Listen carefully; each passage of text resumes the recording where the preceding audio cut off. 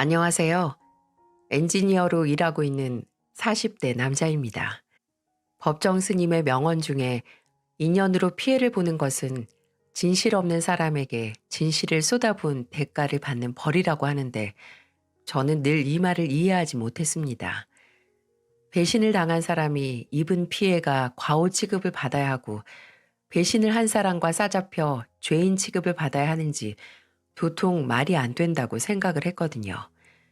하지만 제가 한번 큰 배신을 당하고 나니까 이 말이 이해가 가더라고요.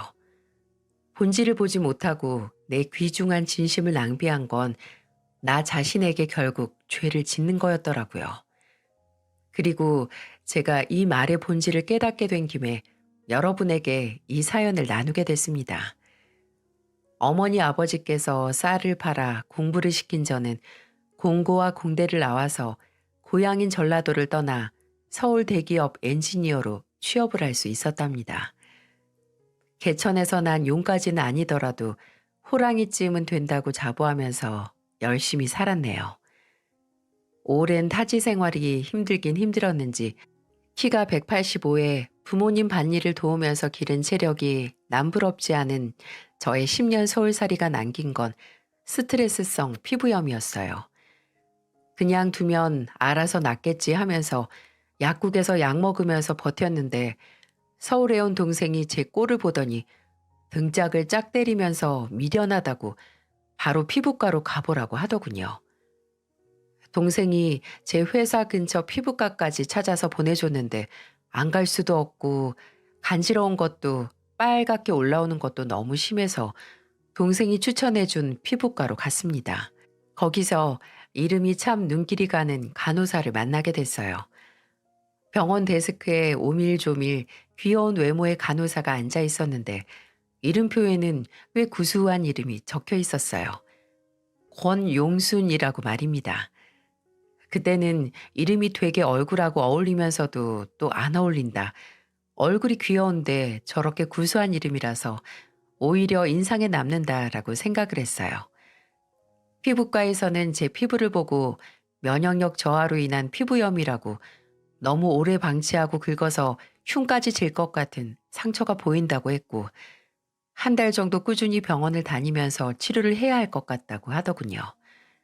그 덕분에 저는 그 구수한 이름의 간호사를 오래 만날 수 있었어요. 일주일에 한 번 정도 병원에 갔는데 자주 얼굴을 보다 보니까 괜히 그 이름에 더 정감이 가고 나중에는 병원에 들어서서 그 간호사와 눈이 마주치면 서로 웃으면서 인사까지 나누게 됐죠. 그렇게 거의 치료가 끝나가고 제 피부도 예전에 건강한 피부로 돌아왔을 때쯤 치료가 끝난 걸 기념으로 친구와 만나서 염증약을 먹느라 멀리했던 술을 한잔 하기로 했습니다. 친구가 회사 근처로 와서 멀지 않은 단골 술집에 갔는데 앉아서 감동스럽게 오랜만에 만난 맥주 한 잔을 쭉 들이키니까 뒤에서 누가 절 부르는 소리가 나는 게 아니겠어요? 어? 정희준 씨.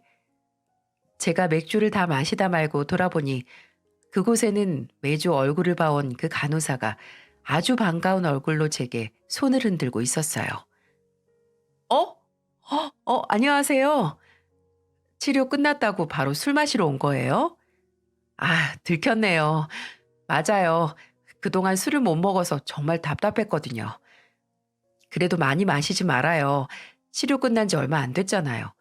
또 면역력도 좀 회복한 다음에 드시고요. 다정하게 제 걱정을 해주고 잘 먹으라고 하고 함께 온 친구에게 가더라고요. 근데 우연인지 인연인지 제 테이블 바로 옆에 비어 있어서 그 간호사는 거기로 안내를 받아 앉게 됐죠. 자리가 가까워서 종종 대화를 건너하게 되고 술이 더 들어가니까 어느 순간 아예 두 테이블이 한 테이블처럼 돼서 어느새 넷이서 술을 먹고 있더라고요. 그렇게 한순간에 가까워져서 그 자리에서 번호 교환까지 했고 그 후에는 회사와 피부과가 가까워서 종종 점심을 같이 하고 퇴근하고서도 만나는 날도 잦아졌어요. 둘 다 동생이 하나 있는 맞이에 살던 동네도 가까웠거든요. 대화도 잘 통하고 저는 처음 병원에서 마주쳤을 때부터 뭔지 모를 호감을 느끼고 있던 터라 자연스럽게 제 마음을 표현했고 상대방도 같은 마음이었는지 제 마음을 받아줘서 저희는 연인이 되었습니다. 저희는 연애한 지 2년 정도 지났을 때 결혼을 했는데 사실 아내는 결혼 생각이 도통 없었어요. 아내와의 관계가 진지해졌을 때쯤 아내가 제게 본인의 속사정을 털어놨는데 부모님에 대한 얘기였죠. 왜 딸들은 아빠 같은 남자 만날까봐 남자 안 만난다고 하잖아. 나도 그랬다. 그래서 희준 씨 만난 것도 대학 졸업하고 처음 연애하는 거야. 아버지 만나서 평생 고생만 하면서 사는 어머니처럼 살기 싫어서 혹시라도 나도 어머니 따라 우리 아버지 같은 남자 만날까봐 무서워서. 근데 희준 씨 만나서 어떻게 이렇게 연애를 하고 있긴 한데 결혼은 잘 모르겠어. 아직도 좀 무서워. 사람은 언젠가 바뀌니까. 가부장적이고 고집불통인 아버지에게 평생 시달리면서 집에서 허리 한 번 핀 적 없는 어머니를 보고 자란 아내가 담담하게 꺼내놓은 이야기를 들으니까 이해가 가면서도 안쓰러웠어요. 물론 그때 저는 아내와의 결혼을 생각하고 있던 참이었지만 아내가 준비가 안 된 상태라면 굳이 밀어붙일 생각도 없었고요. 그저 저는 저대로 아내에게 진심을 다한다면 아내 마음 또한 바뀔 거라고 생각을 했죠. 근데 진심이 통한 것보다는 뭔가 등 떠밀린 것 같은 일이 생기고야 말았어요. 연애를 한 지 2년이 되어갈 때쯤 아내가 임신을 하게 된 거죠. 출산은 여자의 선택이기에 저는 아내에게 모든 선택권을 맡기고 당신이 원하는 대로 하겠다. 하지만 결혼한다면 절대로 나랑 결혼한 걸 후회하지 않게 해주겠다고 했어요. 아내는 제 마음을 받아들여줬고 저희는 급하게 결혼을 준비하게 됐습니다. 늘 제가 40줄 넘기기 전에 결혼했으면 했던 부모님께 아내의 존재는 크리스마스 선물보다 더 큰 기쁨이었죠. 심지어 바로 손주까지 생긴다니 아버지께서 특히나 좋아하셨고요. 신혼집 구할 때 돈까지 보태주신다고 호언장담을 하시며 아무 걱정 말고 튼튼한 아기 낳으라고 덕담을 해주셨네요.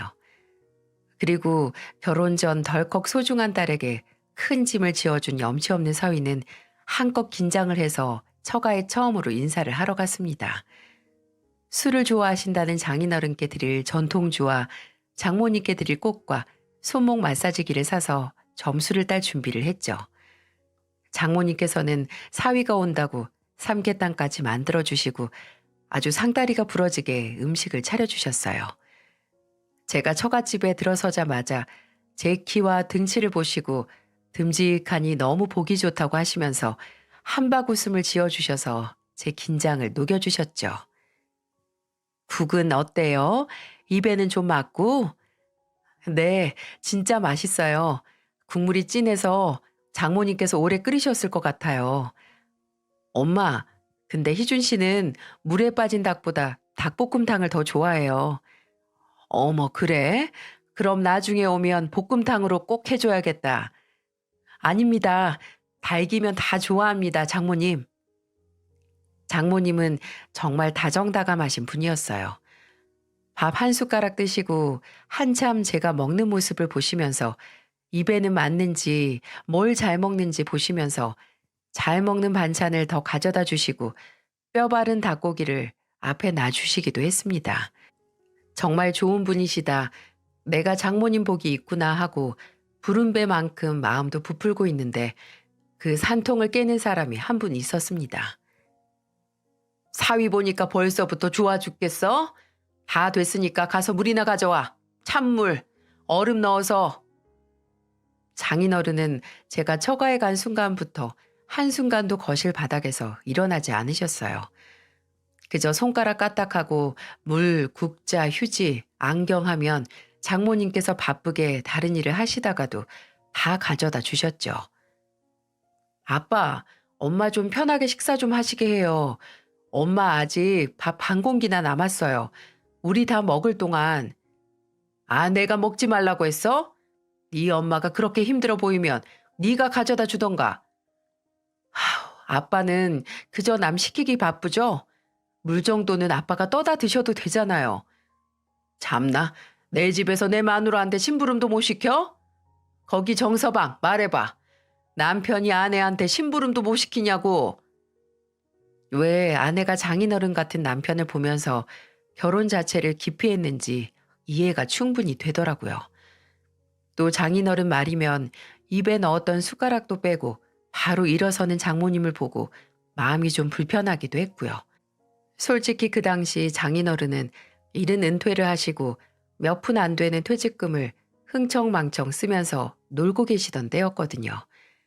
이제는 이빨도 다 빠지고 큰 경제권이 없어도 그저 남편, 아버지란 이유 하나만으로 집안의 굴림에 왕 행세를 하는 게 같은 남자로서 좋게 보이진 않았습니다. 그래서 제게 같은 남자끼리 동의를 얻기 위한 질문에도 그저 웃으면서 이렇게 말할 수밖에 없었죠. 부부끼리 무슨 심부름을 시켜요, 장인어른. 전 제 아내한테 이거 해줘, 저거 해줘 안 할 거예요. 그게 소중하게 딸 키운 장모님하고 장인어른 마음도 더 편하시잖아요. 제가 물 떠다 드릴까요? 장모님은 그냥 앉아 계세요. 저도 목말랐는데 제가 가져다 드릴게요. 제 답변이 마음에 안 드셨는지 장인어른은 흠 하고 헛기침을 하시더니 바로 제게 연봉 공격을 하시더군요. 대기업이면 연봉은 얼마냐? 그래도 엔지니어면 얼마 못 벌지 않냐고 하시면서요. 그래도 남자가 30이 훌쩍 넘고 오래 일했으니까 내 딸 데려가면서 집 한 채쯤은 할 수 있지? 나는 못 해줘. 지금 퇴직금도 바닥 나가는데 줄 돈이 있어야지. 네, 걱정 마세요, 장인어른. 제가 모은 돈도 있고 저희 본가에서도 신혼집 구할 때 보태주시기로 하셨고요. 대출 조금 끼면 작은 아파트 정도는 구할 수 있을 것 같습니다. 따로 뭐 해주실 필요 없이 예쁜 따님 결혼 축복만 해주세요. 기술직이라고 제 직업은 무시하셨으면서 아주 당당하게 돈 없으니까 알아서 해라. 모아둔 돈은 있겠지 하는 모습에 솔직히 기분이 좋지는 않았습니다. 나중에 아내도 제게 사과를 하기도 했고요. 근데 오히려 도움을 받은 다음에 그걸 빌미로 계속 트집을 잡히느니 능력도 되겠다. 마음 편하게 결혼 생활을 하는 게 훨씬 좋겠다고 생각을 했네요. 아내와 결혼 후에 저는 절대로 아내에게 장인어른 같은 남편의 모습을 보이지 않겠다고 마음을 먹었어요. 그 마음을 먹게 된 계기는 결혼 후에 지속적으로 제게 금전적인 도움을 청하는 장인어른의 행동 때문이었죠.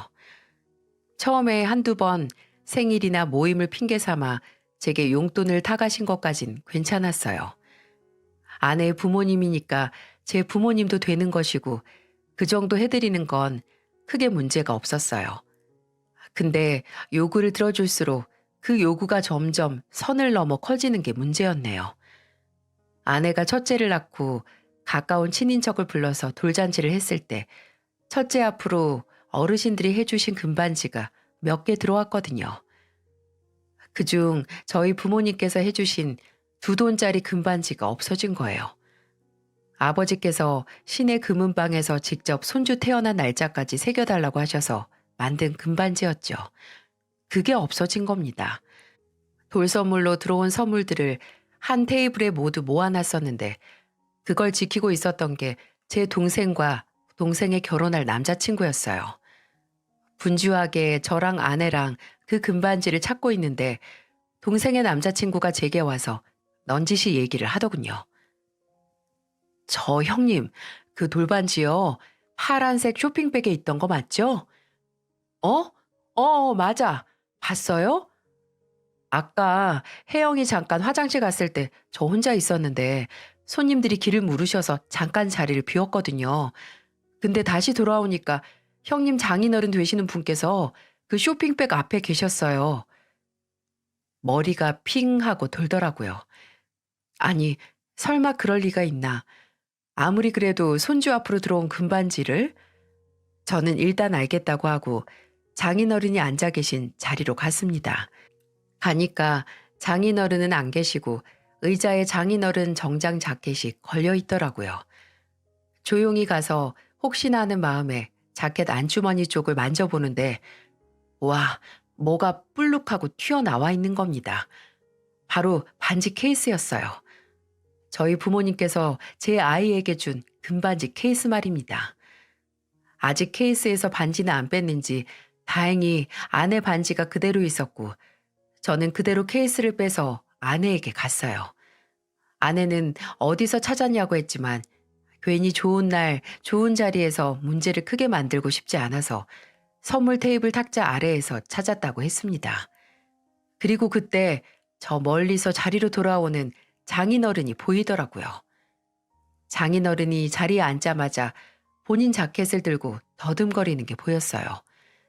본인이 훔친 반지가 잘 있나 확인하는 것 같았어요.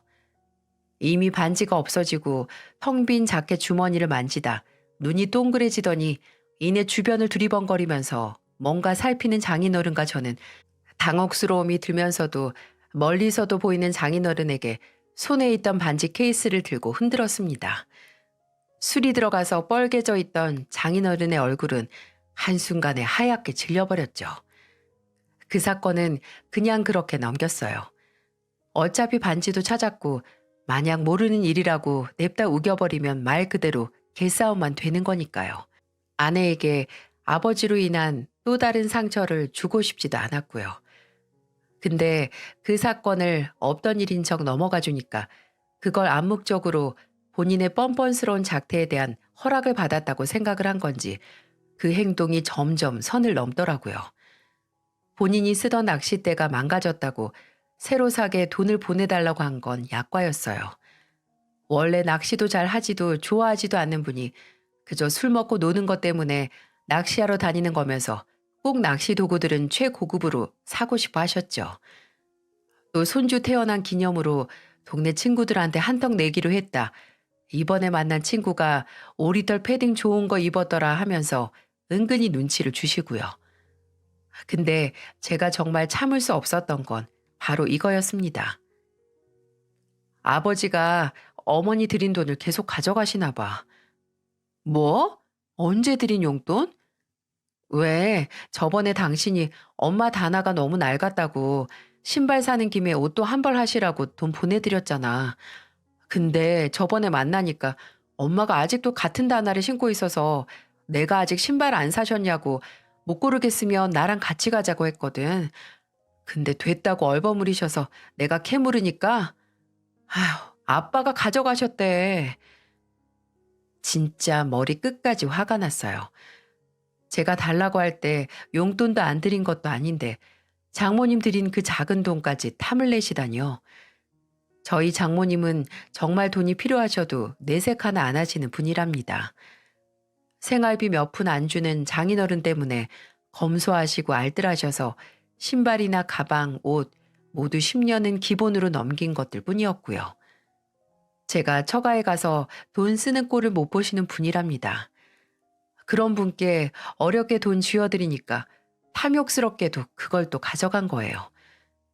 근데 그거로는 그 배가 안 차는지 또 며칠 뒤에 제게 전화를 해서 전신 마사지 의자 얘기를 꺼내셔서 제가 참지 못하고 얘기를 했습니다. 장인어른, 제가 장인어른께서 원하시는 거 있을 때마다 웬만해서 들어드리는 거 아시죠? 어? 아, 그래, 그래. 내가 알지. 우리 정서방이 얼마나 나한테 잘하는데. 근데 왜 거기에 만족을 못 하시고 장모님 드린 돈까지 가져가세요? 뭐? 아니, 내가 언제? 그 사람이 그래? 장모님이 말씀하신 거면 장모님한테 가서 왜 말했냐고 화풀이 하시게요? 제가 소윤이 돌잔치 때 이미 그냥 지나가선 안 될 일 지나가 드린 것도 아실 거예요. 그날 장모님 애엄마 얼굴 보고 그냥 참은 거예요. 목격자도 있었는데 제가 그냥 넘어간 거라고요. 정서방, 내가 그때는 그때 일 다시 들쑤시고 싶은 마음 없고요. 그냥 그때 반지 도둑으로 안 몰린 거 다 제가 장인어른보다 장모님을 생각해서 넘어간 거란 것만 알고 계세요. 그러니까 장모님께 좀 잘하세요. 그리고 앞으로 저나 애엄마가 장모님께 드리는 돈 한 번 더 가져가시면 정말 장인어른께 드리는 용돈이나 호의는 다 끝입니다. 제 단호한 말에 장인어른은 끝내 알겠다는 말을 하셨어요. 그 후로는 장모님의 돈을 가져가셨다라는 말은 들리지 않았고 장인어른도 제가 돌잔치 때 일을 두고두고 마음에 품고 있었다는 걸 아신 후에는 과한 부탁은 하지 않으셨고요.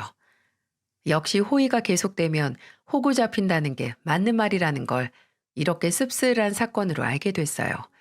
근데 장인어른께서 이렇게 실망스러운 모습을 보여주실수록 저는 아내에게 더 좋은 남편이 되고 딸에게도 부끄럽지 않은 아빠가 되려고 노력했어요. 왜 나쁜 본보기가 가까이 있으면 절대 저렇게는 안 돼야지 하고 다짐하게 되잖아요. 각성 효과도 있고요. 첫째를 낳고 아내는 바로 피부과를 그만두고 육아에 전념을 했는데 저도 육아휴직을 받아서 함께 했네요. 아이를 돌보는 거나 집안일에 관해서는 돕는 게 아니라 함께 하기 위해서 휴직이 끝난 후에도 퇴근하면 아이 목욕하는 것과 재우는 건 늘 제가 했고 저녁 설거지와 거실 걸레질 하는 것도 제 담당이었어요. 제가 어떻게든 날고 긴다고 해도 아내는 새벽마다 일어나서 수유해야지 또 제가 출근하면 하루 종일 말도 못하는 애랑 씨름해야 하니 저보다는 체력도 안 좋은 아내가 더 힘들었겠죠. 제가 이렇게 가정에 충실했던 건 제 직업상 출장이 잦은 이유도 있었어요. 거의 국내 출장이라서 길어봤자 일주일이 안 되긴 했어도 그 시간 동안 집에서 아이와 함께하는 아내를 생각하면 늘 미안했죠. 아무리 아이가 함께한다고 해도 성인이 주변에 대화를 나눌 만한 사람이 없으면 우울하고 외로워지잖아요. 그래서 그런지 지역 맘카페까지 가입을 해서 회원들끼리 소통하면서 그 외로움을 달래는 것 같더라고요. 그걸 보고 더 미안해졌죠. 하지만 아내도 그런 제 마음을 잘 알아서 출장 갈 때마다 늘 제가 마다해도 가방까지 직접 싸주면서 잘 갔다 오라고 배웅을 해줬네요. 저희는 정말 잘 살았습니다. 첫째가 태어나고 2년 뒤에 둘째를 임신하기도 해서 행복은 더욱더 커다래지는 기분이었죠. 저도 아내도 이대로 살면 누구도 부럽지 않은 인생이라고 생각할 만큼 그렇게 부족한 것 없는 결혼 생활이었어요. 그런데 이제 와서 생각을 해보면 그 생각은 저만의 착각이었던 거죠. 결혼 3년 차 둘째가 태어나고 2달 정도 지났을 때 또다시 출장 일정이 잡혀버렸어요. 급하게 잡힌 출장이었는데 심지어 장소가 해외에 일정이 40일 정도 되는 장기 출장이라서 아내에게 아이 둘을 맡기고 간다는 것에 크게 걱정을 했어요.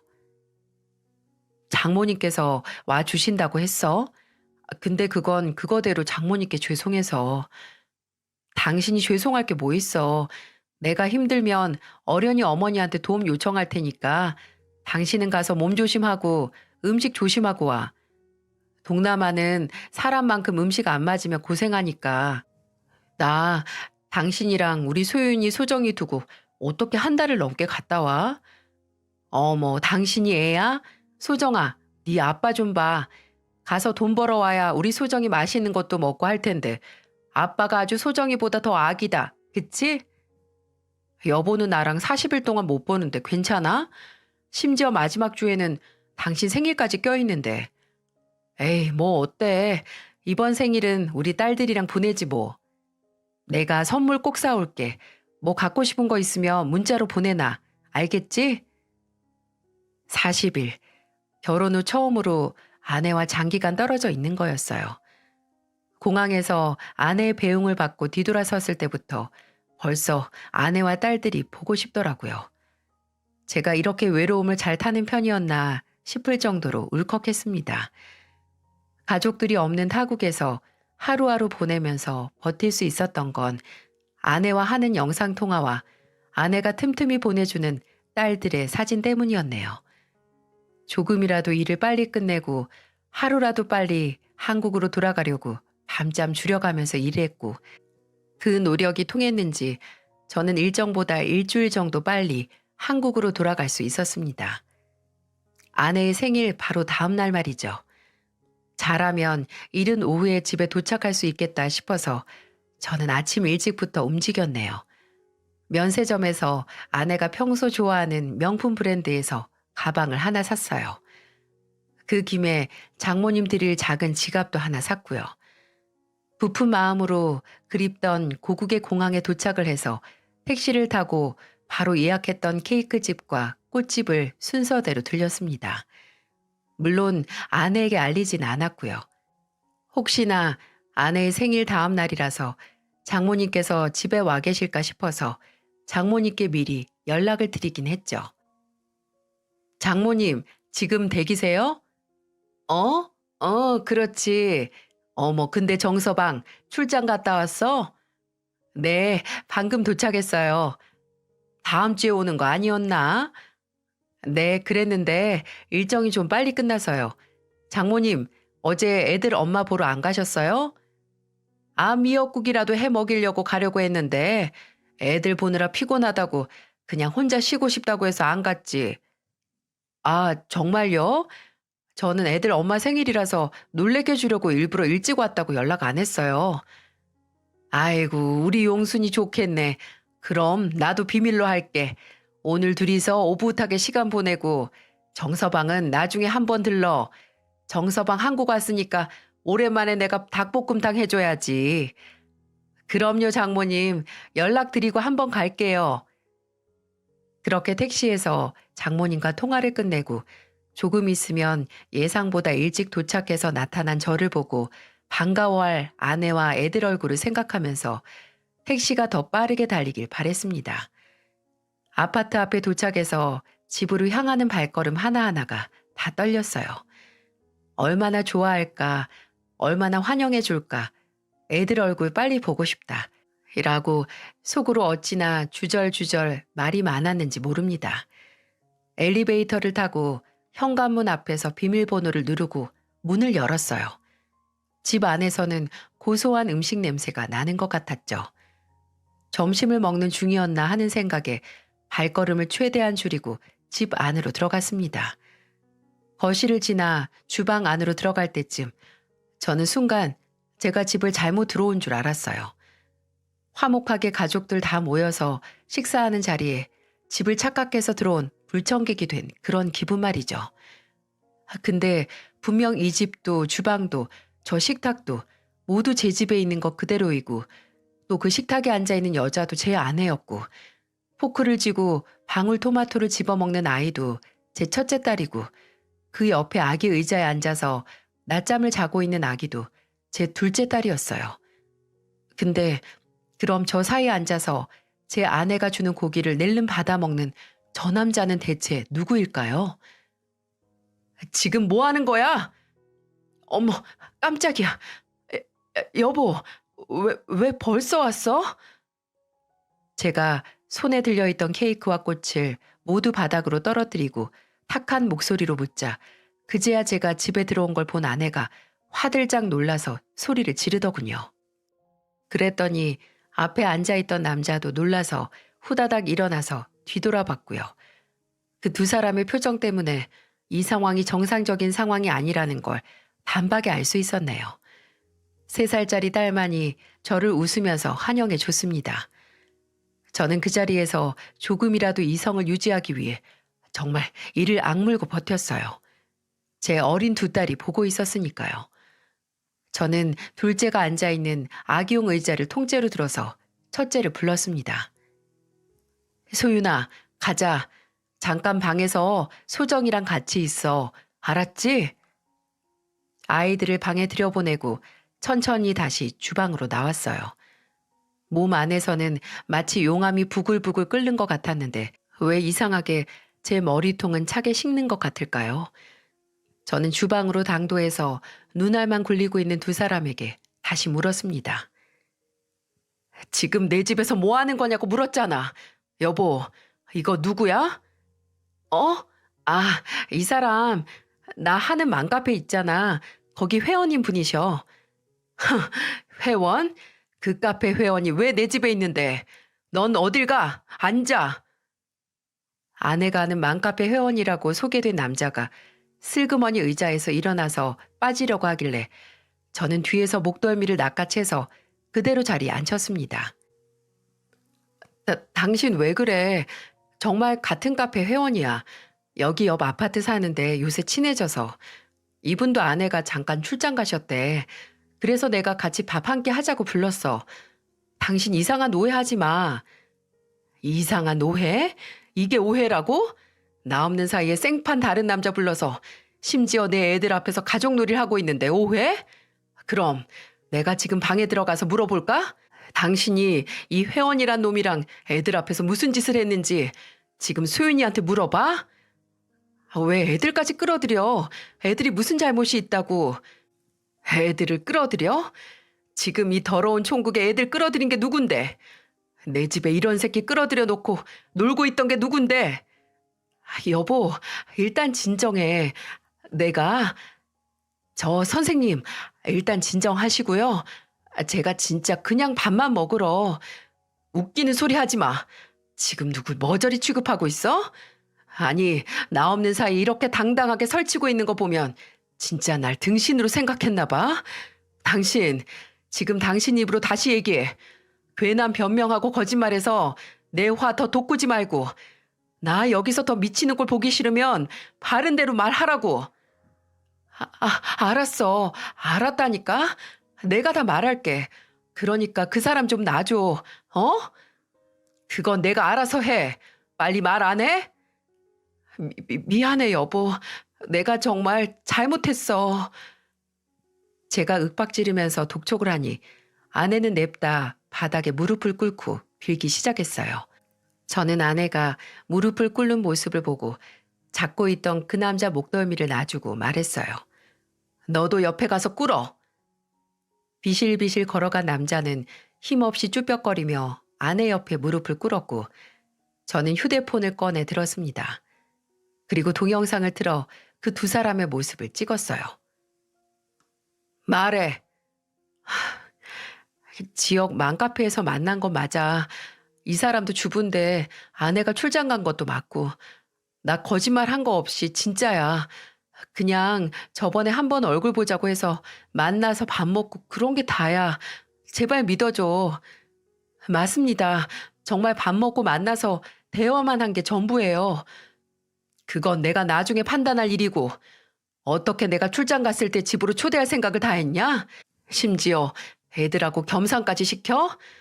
들어오자마자 누가 남편인지 손님인지 모르겠더라. 어? 여보, 미안해. 내가 잠깐 제정신이 아니었어. 내가 생각이 짧았어. 어? 미안해. 제발 용서해줘. 저는 마치 고해성사하듯이 처절하게 용서를 비는 두 사람을 무시하고 장인어른에게 전화를 걸었습니다. 장인어른은 아무것도 모르고 그저 제 전화를 받자마자 밝게 인사를 하시더라고요. 정서방, 어째 전화를 다 했어? 한국 왔어? 언제? 장인어른, 저 긴히 드릴 얘기가 있어서 그러는데 저희 집으로 와주실 수 있을까요? 되도록 빨리요. 어?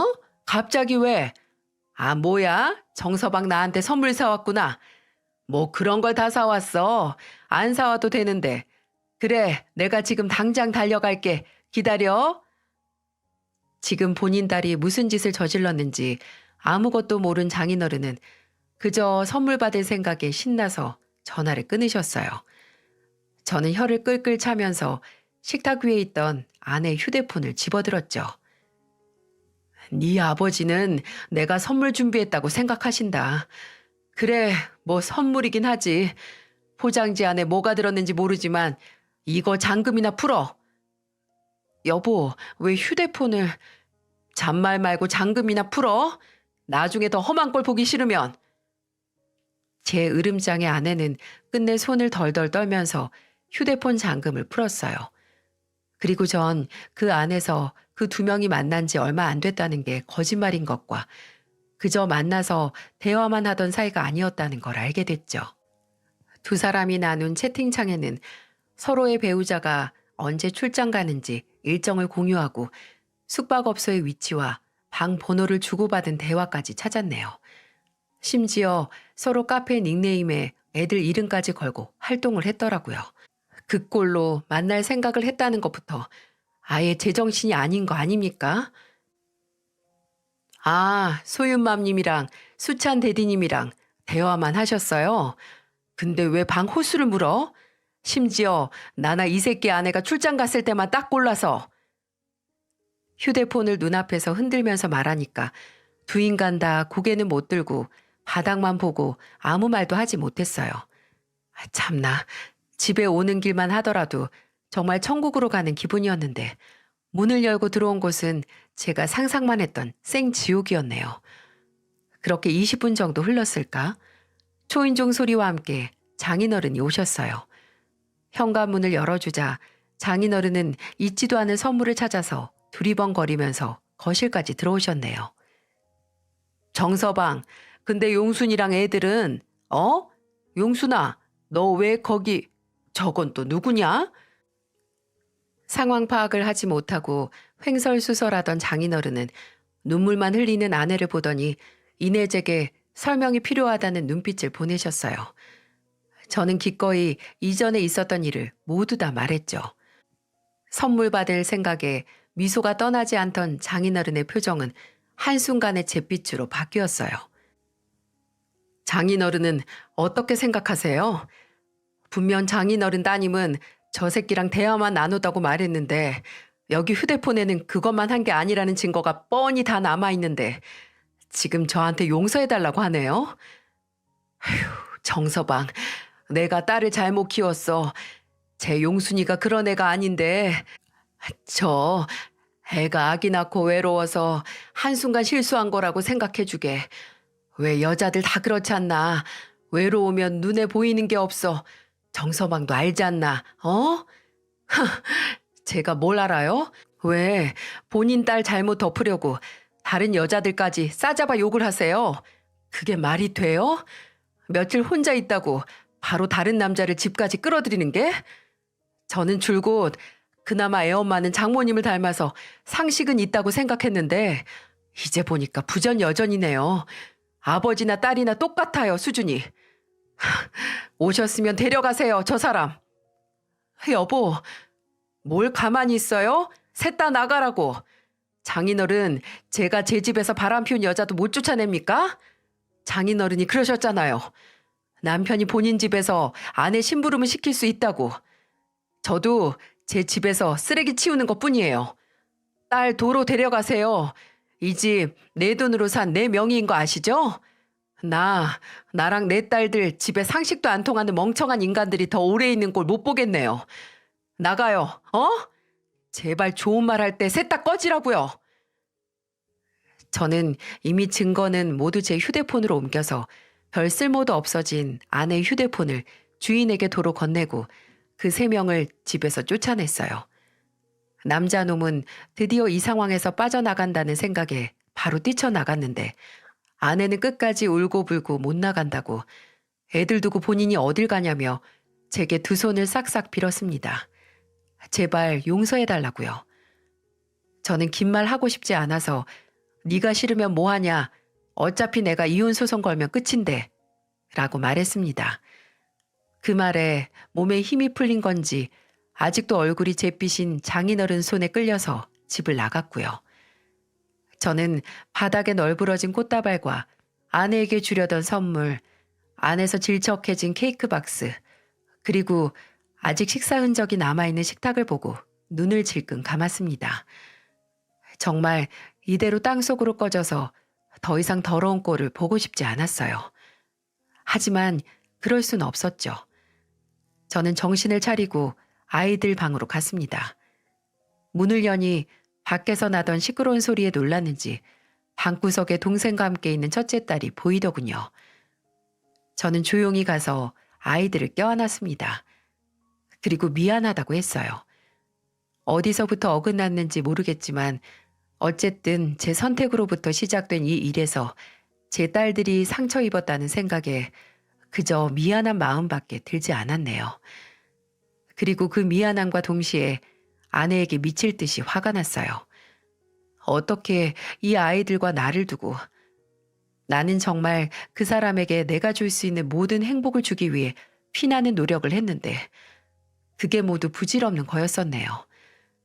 그 행복을 받을 자격 없는 사람에게 그 행복을 주려고 하다가 피를 봤습니다. 저도 제 딸들도 말입니다.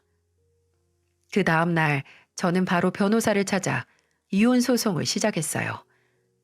소송 기간 동안 평일에는 아이들을 본가 어머니께서 고향집으로 데려가서 봐주셨고요. 당연히 아파트 현관 번호는 바로 바꿨습니다. 아내는 그 후 집으로 찾아왔어도 저도 아이들도 만날 수 없었죠. 아내에게 부정행위로 이혼 소송을 걸었고 아내는 끝까지 못한다고 버티다가 제가 양육권마저 가져간다고 하자 그제야 변호사를 구하더라고요. 참나, 애 앞에서 상간남이랑 오순도순 소꿉놀이까지 한 여자가 이제 와서 애들 생각하는 척 데려가겠다고요? 이게 말이나 됩니까? 아내는 제게 아이들에 대한 단독 양육권까지 가져가려고 했지만 그게 될 리가 있나요? 알고 보니 제가 출장 가거나 없을 때는 아예 애는 장모님께 맡겼더라고요. 그리고 그 남자를 만나러 간 거죠. 이것도 모두 장모님께서 알려주셔서 알게 된 거였어요. 이혼 소송 중에 딱 한 번 장모님께서 저를 찾아오셨을 때 말이죠. 다른 사람은 그냥 돌려보냈어도 정말 저를 아껴준 장모님은 문전박대를 할 수 없어서 집으로 모셨어요. 장모님께서는 제 얼굴을 보자마자 바로 눈물을 터뜨리셨죠. 아휴, 미안해, 정서방. 내가 정말 미안해. 정서방이 그동안 나한테 어떻게 했는데. 장모님께서 저한테 미안하실 게 뭐가 있어요. 다 그 인간들이 문제죠. 장모님께서는 저한테 사과하실 일이 없으세요. 아닐세. 내가 다 딸을 잘못 키워서 그래. 내가 잘 키웠으면 정서방이나 우리 소윤이나 소정이 이렇게 상처받을 일 안 생겼겠지. 아휴, 내가 정서방한테 뭐라 할 말이 없어. 그냥 우리 손주들 잘 키워줘. 어?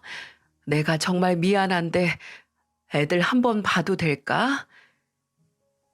장모님은 그때 이미 알고 계신 것 같았어요.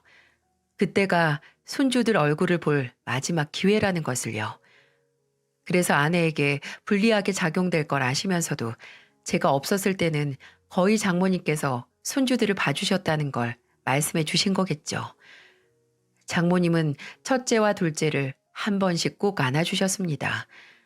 그리고 마지막에는 제 손을 잡고 한동안 눈물을 흘리시다가 그렇게 가셨어요. 이혼이 마무리되고 단독 양육권과 재산 분할은 이혼 사유가 아내의 외도였기에 제게 유리한 판결이 날 수밖에 없었어요. 아내에게 소정이지만 재산 분할을 할 수밖에 없었던 건 전혀 아깝지도 않았습니다. 어차피 그 후에 바로 상간자 소송을 걸었거든요. 근데 웃긴 건 제가 상간자 소송을 하자마자 제 전 아내의 외도 상대도 배우자에게 외도 사실을 들켜서 바로 이혼 소송을 하게 된 거였어요. 저는 거기서 끝내지 않았습니다. 이렇게 점잖게 이 모든 걸 마무리 짓기에는 지금까지 제 헌신이 너무 보잘것없는 것처럼 느껴졌어요. 그래서 전 아내가 하던 지역 맘카페에 가입을 했습니다. 꽤 어려운 등업 절차 후에 글을 남겼어요. 카페 내 회원들 불륜 사실을 알립니다. 소윤망과 수찬대디의 더러운 사생활 이라는 제목을 걸고 폭로를 시작했죠. 신상까지 적나라하게 나와 있는 게시물이어서 몇 시간 안 돼서 카페 내 공지 문제로 바로 삭제가 됐지만 그 게시물의 내용은 삽시간에 퍼졌어요. 카페 회원들끼리 다시 게시물을 파서 댓글을 달고 난리가 났더라고요. 헐, 카페 내 침묵 금지 아닌가요? 왜 따로 만나서 불륜까지? 애들이 불쌍합니다. 닉네임에 애들 이름 걸고 그러고 싶을까? 제가 이럴까봐 맘카페 대디 회원들 받는 거 반대한 거예요. 더럽, 애들 불쌍해서 어째? 남편분 힘내세요. 난 정부 날 줄 알았다. 저번에 보니까 무료 나눔 게시판에 서로 댓글 달고 난리던데? 나는 일상공유 게시판에서 봄. 둘 다 침묵질로 경고 몇 번 당했을걸. 그렇게 유난을 떨다가 결국 이혼까지 당하는구만. 나 저 사람들 알 것 같은데? 나랑 같은 동네일 듯? 둘이 같은 동네 아파트 사는 걸로 암. 이미 인터넷에서는 둘이 티를 낼 만큼 티를 다 낸 모양이더라고요. 소문이 얼마나 무섭게 퍼졌는지 며칠 뒤에 전 아내는 어떻게 인터넷에 올리냐고, 동네 사람들이 이미 이거 너 아니냐고 문자가 온다고 난리를 치더라고요. 고소하네 마네 하길래 알아서 하라고 했습니다. 근데 아내는 고소 안 한다고, 안 하는 대신에 애들하고 좀 만나자고 끝까지 매달렸었죠. 정말 부부란 게 뒤돌면 남보다 못하다는 말이 딱 맞는 말이었어요. 좀 불쌍하게 보일 만도 한데 저는 오히려 그 꼴을 보니 더 정이 떨어지더라고요. 이혼 후에 양육비도 제대로 안 보내고 얼굴만 만나자고 하도 난리를 쳐서 지금은 아예 다른 지역으로 아이들과 이사를 했습니다. 차라리 양육비 그 몇 푼 안 보내도 되니까 저랑 제 딸들 인생에서 영원히 나가줬으면 좋겠네요. 배반 당하는 자는 배반으로 인해서 상처를 입게 되지만 배반하는 자는 한층 더 비참한 상태에 놓여지기 마련이라는 세익스피어의 말이 있죠. 저와 이혼한 전 아내의 꼴이 딱 그 꼴이 아닌가 싶습니다. 이혼 직후에는 아예 처음으로 되돌아가고 싶다고, 전 아내를 만나기 전으로 돌아갔으면 하는 생각을 했어요. 처음부터 잘못된 선택을 하지 않도록 말이죠. 하지만 그랬다면 아마 지금 제 곁을 지켜주는 든든한 딸들도 못 만났었겠죠. 날아간 낙엽을 다시는 줍지 못하는 것처럼 이미 일어난 일 또한 그저 일어난 일일 뿐, 괜히 더 후회하고 상황을 되돌리고 싶다는 건 시간 낭비일 뿐인 생각은 하지 않는 게 자신의 정신 건강에도 제일 좋은 것 같네요. 그저 빠르게 일상으로 돌아가는 준비를 하는 게 최선이라고 믿습니다. 잔혹한 배신을 앞으로 살아갈 원동력으로 바꾸게 된 제 이야기를 들어주셔서 정말 감사합니다. 앞으로 저와 제 딸들의 미래를 여러분이 따뜻한 마음으로 응원해 주시길 바랍니다. 모두들 건강하세요.